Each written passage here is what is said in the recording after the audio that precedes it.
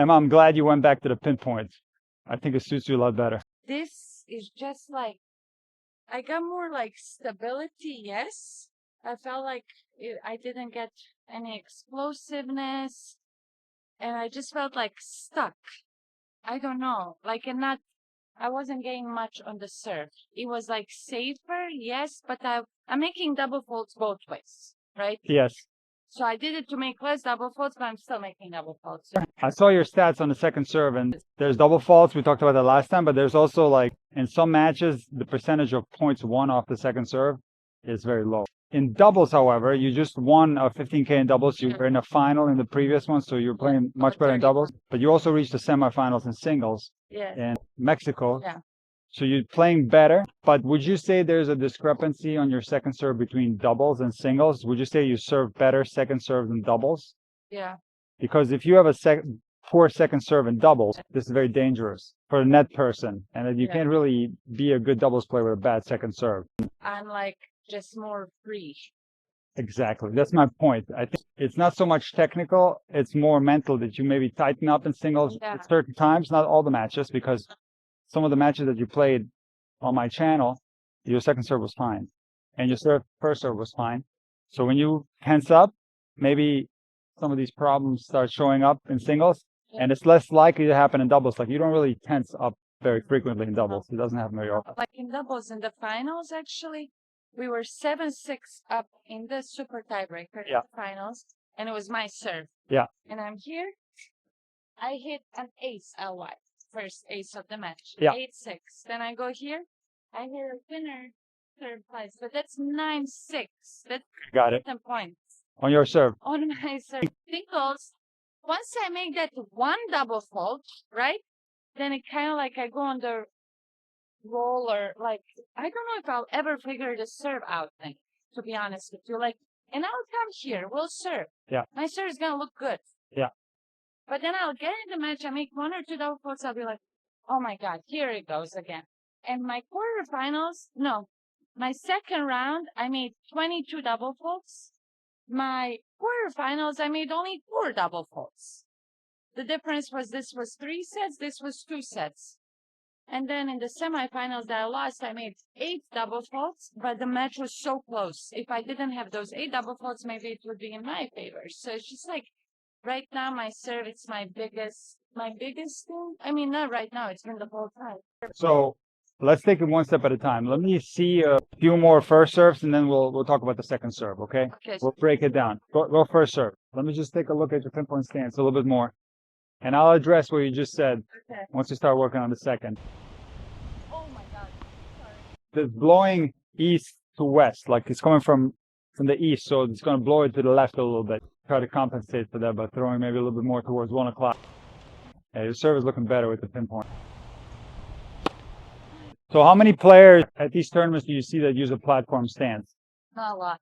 Okay, and even on the top 100, you rarely, if ever, see somebody using a platform stance. So there's a reason for that, because the pinpoint stance gives you a little bit more free power. It gives you a little bit more what I call forward momentum. Yeah, it does. Yeah. So this is also your natural way of serving, the way you've been doing it for so long. So I think this is a great decision to go back to this. I did it also because I was leaning too much forward. I was going too much spacing forward, and then my leg would like hurt because I was putting too much weight here. So I did the platform to put more weight back. So now I'm really trying to like still kind of like go too much, or I don't know. Yeah, I remember that. We talked about that last time. Yeah, you were trying to. This was coming from when you were working with somebody else. Yeah. They were trying to get you to come and load here, and it was really difficult for you to put the pressure there. So I should recommend that you don't even think about that. Okay. It's completely useless to try to force anything. Just keep it natural, like you always have. Okay. And in the pinpoint stance, especially the way you do it, as long as you feel balanced. Yeah. Like I don't want you to feel like you're serving off of one leg, but it's actually going to be a little bit more towards your front side. Okay. So remember last time I recommended that you try to pop your hip inside a little bit more. Yes. Yeah. And bend like this a little bit more if you can, okay? Do a few more. I've been trying to like jump more and do more of the force. what I find if you try to jump, you're going to see that you're going to lose two things. You're going to lose the timing and you're going to actually lose power, because with the way you have to think about like driving the legs is that it can't happen in isolation, because it's not really a jump. It's not like you're jumping up, like in basketball or whatever. What happens in reality is that the way the body is loaded, a complex series of body movements gets unloaded all together at the same time. And when you put your mind only on one thing, let's say on the jump, the other parts don't get executed as well. And also the timing of these other parts tends to be worse as well. So the way you want to think about it is what I call passive leg drive, where yes, you are going to use your legs, but you're not going to use the legs in isolation. You're going to use everything. So you're going to load, and then you're going to unload the entire system. So you're going to cartwheel, you're going to straighten the entire torso, you're going to go up with the legs, you're going to go up with the entire system and not just the legs. And then what happens is that you get off the ground and you don't even feel like you've used the legs. That's the way it's supposed to be done, because when you think about jumping, you're going to serve worse. This has been my experience in all these years. When people try to focus on the legs and then serve, their serves get slower and more inconsistent. So the legs are part of the serve, no doubt about it. But I don't want you to think of it as a jump. Okay. You just want to think of it as loading yourself as much as possible. Okay. And then unloading everything. Okay. Not just the legs, but everything. Okay. Like I said, cartwheel, you're gonna straighten the body. Yeah. You're gonna maybe even bend backwards, even though you don't do that much, but you're gonna start going up with the torso. Yeah. You're gonna straighten the legs, you're gonna straighten the entire system into the contact that's up there. And that's gonna happen very violently and very quickly, all together at the same time, okay? So just the best thing to do is just think about using your body. You're gonna load everything and use the body. Like just unload the entire system into that thing as much as you can. There you go. And so what happens naturally is that, you did this. This does not have to be forced. That'll happen completely on its own. Did you try to do it there? No, I was thinking just about using my whole body. Yeah. So there you got off the ground like this, and the back leg went like this without you forcing it. So before you were trying to make those things happen consciously, and the timing wasn't quite the same as now. Now it happens more naturally. It happens without you even trying to do it. It just happens on its own. Okay. Okay, that toss got a little bit behind you. Throw it more in front. It's like blowing this way a little bit too. It's coming into you a little bit. One more time. A little bit more in front, Emma. Like here, put your racket up. I want you to feel the contact more here, in front of your head. If you feel the contact right on top of your head here, this is when you're going to lose power. And you're going to feel it more in your shoulder. Make contact in front of your head. So when you rotate, bring this right side inside here. What? Bring this right side here. This. Bring the right side forward and make contact here like this. Even more. That's still slightly behind. I want the contact just a tad more in front. You take a look at the best servers, they all make contact slightly in front of their head. That's better. Okay, you did so much fitness in the last year. Can you try to load more? Yeah. Okay, put your racket up in a trophy. Go ahead, I'm going to hold your racket. Put it here, and I'll bend your knees. Get on your toes. Put your left hip forward. Okay, and now try to bend backwards a little bit, just a little bit. Okay, can you do this? Yeah. Can you load and bend your knees maybe a little bit lower, just a tad lower? Can you load like that? And just try to load more aggressively. Like get your hip inside a little bit more like this. Look, this right here, this. A little bit more aggressive. And get a little bit more of the heels up off the ground. And then unload from there, you'll get more. Okay. Does that feel better? More power? Or you saw the way it bounced? This is like... It's way more power. It went higher on the fence when it bounced. Do it again. Load like that. Come on. Okay, one more time. Yes, that one right there. You just get your body into it a little bit more, and you're going to get more in your serve. Okay? All right, now, Emma, let's talk about your second serve. The optimal second serve is a kick serve. We talked about it last time. Because you can hit it with a lot of acceleration, and you can have a success rate of 99%. Yeah.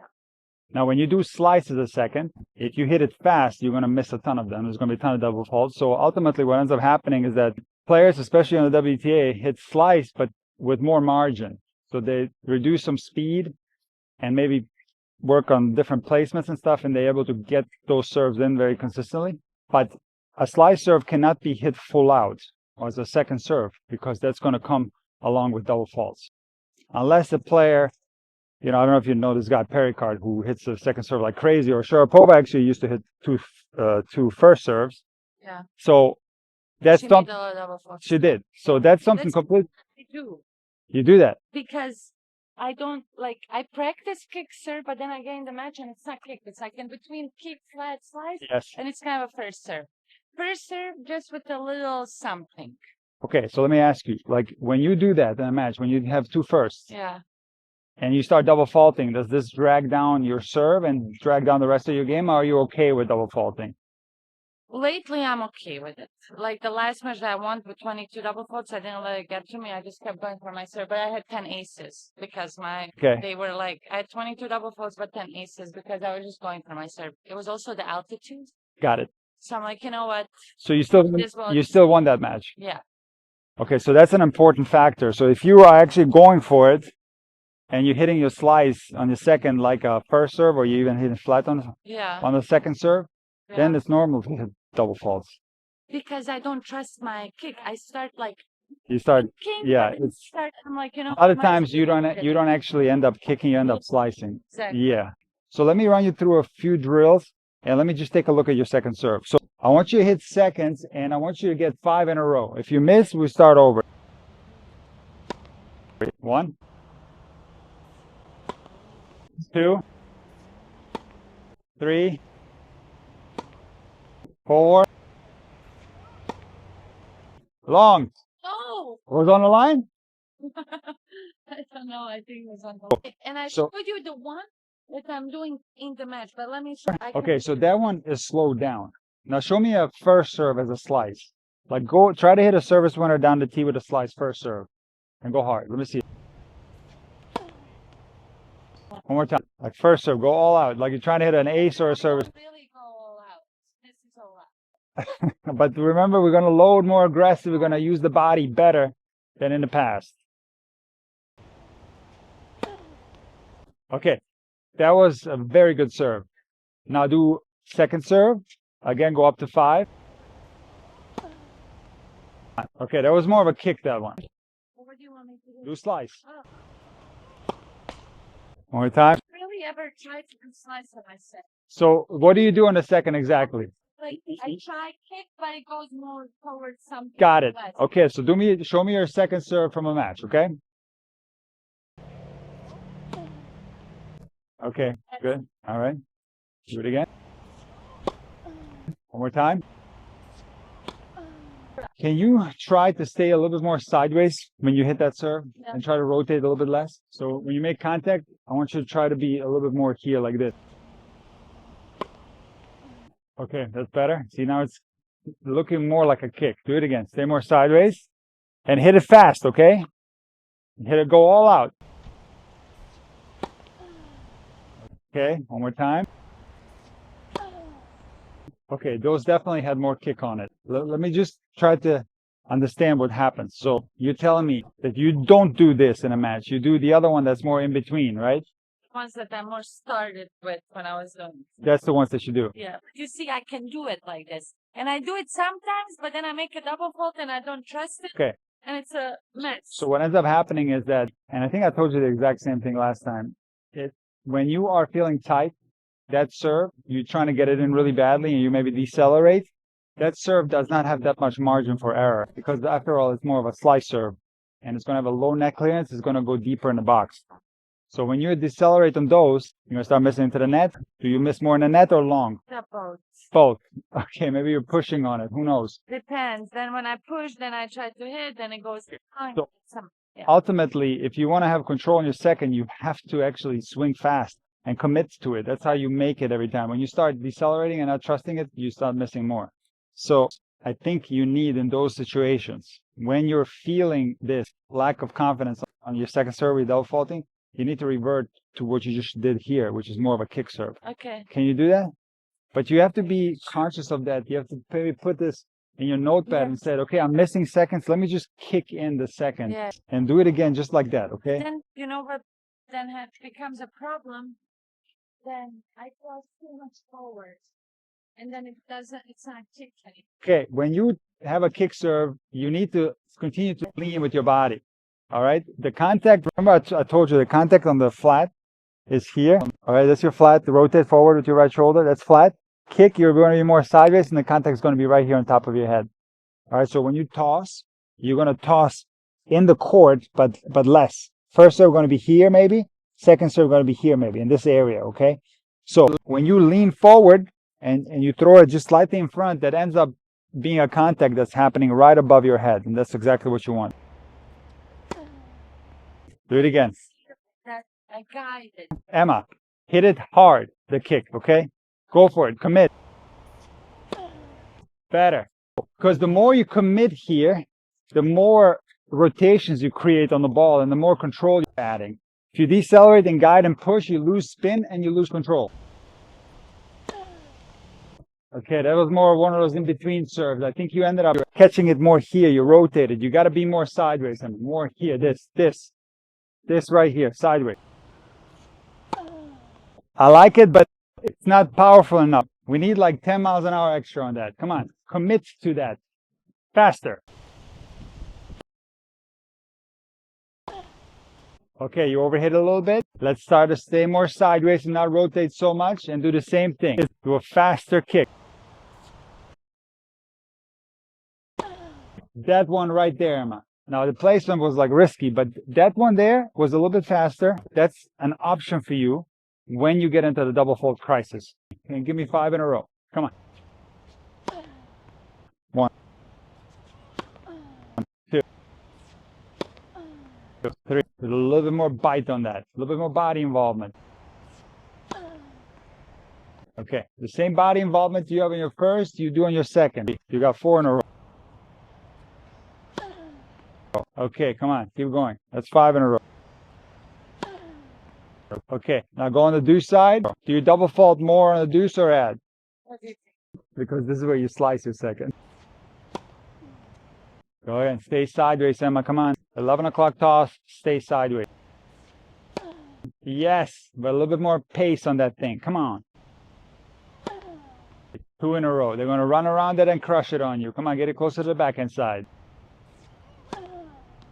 More placement. Come on. All right, let's start over. Emma, can you do what you just did there, but do it like you're doing a first serve? Because I'm detecting less body on your kick compared to your first serve. So give me full body involvement, all power sources activated, okay? Okay, do it again. Full body involvement. Come on. Maybe my favorite one so far. Do it again. Okay, one more time. Okay, these are looking better. One more time. You didn't hit it clean. The wind is brutal. Load on load the same way on the second as you do on the first. Come on. There was no kick, exactly. Now you have solutions. If that happens, the first thing you have to think about, Emma, is toss. All right, so that toss was more center. Second thing you have to think about is, am I rotating too much into it? So you adjust the toss more 11, and you come at the ball from here like this, and it's going to start kicking more. You want an angle that's like this, and you're going like that. Okay, so you achieve that by staying sideways and throwing a little bit more to the left. More body, Emma. That's not enough. Come on, more body. Load powerfully. Okay, the top, it wasn't enough to the left. One more time. You know, we talked earlier, like this thing, like this. It's not happening as much now. You have to use the body more. Come on, one more time. Last one right here. That was way better. The psychological reason why you're not using your body is to gain more control. Yeah. And it's very common. Yeah. Yeah. But you have to understand that this is a trap because the exact opposite of what you're trying to achieve by using less body, you end up making more mistakes, not less. So here's the thing that you got to do when it comes to the second serve problem. When things are going well, like in that match that you won in straight sets in the quarter with only 4 double faults, don't even think about it. Everything's perfect. When you start feeling like the confidence is leaving you, you start feeling like it's not working, you have options. Look, you did it here. You have unbelievable kick. You can utilize that to gain more control and then go back to slice maybe. So it's a very simple thing. When you feel like you're trying to kick and it's not happening, it ends up slicing, you have these tools that we talked about, adjust the toss, adjust the body position to be able to get more kick. And it really doesn't have to be a problem anymore. And just always remember, you don't have as many problems in doubles that you do in singles. So it means that there's also a psychological component. Now, when we talk about the first serve, I'm super happy that you're doing pinpoint stance, but we have to use your body more aggressively, more powerful loading, Emma. Come on, right here, this. And not only on your first serve, but also on your second serve, because then the arm that's tight anyway gets help from the body, and you get a much better results from that. We're taking one match at a time. You're doing so great. Congratulations on your first professional title and your comeback. Making 2 finals in a row is huge, and winning doubles and making singles semis is also huge. What surface was that on in Mexico? Was it hard? Yeah, but I want to play more clay. I like playing more. Okay, I said that I feel like you're better on clay, and you said, no, I'm not. I'm better on hardcourt. Remember? You have, learning about myself. Listen, your forehand has so much spin. That's amazing for clay. Okay, listen, think of it this way. You're an unbelievable fighter. Yes. And you get to a lot of balls. Yes. Even though your fitness has improved tremendously, I still feel like maybe a weak spot in your game is maybe speed, right? You would agree with that? Always. Okay, so when you play on a fast court, yeah, you're gonna get punished by a lack of speed more than on a slower court. The slow court gives you more time to set up for the balls and make up for a lack of speed. That's why I see you more as a clay courter. Yeah, sure. Which doesn't mean that you just prove that you play well on hard court though. So, nice job, Emma. Good, very good.